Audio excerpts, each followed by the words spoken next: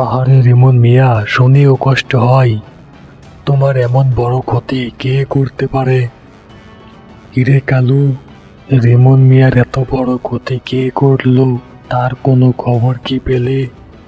না কর্তামশাই, রিমন মিয়ার ক্ষেতের ধান কে বা কারা কেটে নিয়ে গেল তার কোনো খবরই পেলাম না। এই বিষয়ে কেউই তো কিছুই জানে না। কেউই যদি কিছুই না জানে তাহলে আমি খবর পাবোই বা কি করে কর্তামশাই? আহারে, রিমন মিয়ার মতো এত সহজ সরল মানুষের ক্ষতি করাটা একদমই উচিত হয়নি।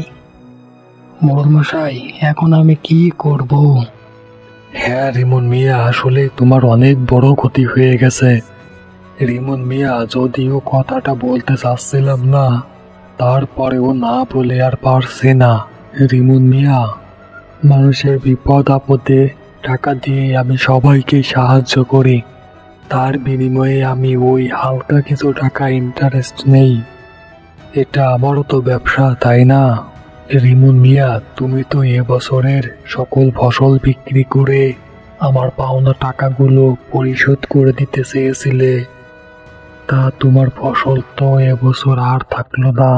এখন আসলেই তো রিমন মিয়া, তোমার ফসলই তো নেই।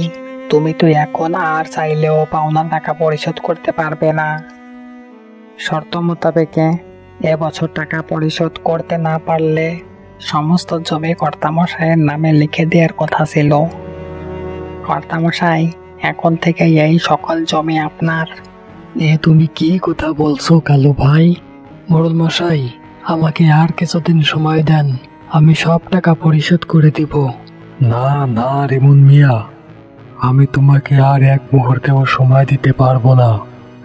তোমাকে গত 3 বছর যাবৎ আমি সময় দিয়েছি, এখন থেকে ওই জমি আমার।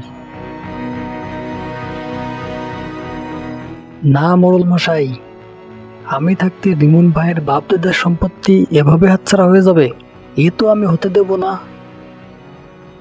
রতন, তুমি এ কি বলছো ভাই? হ্যাঁ রিমন ভাই, আমি ঠিকই বলছি।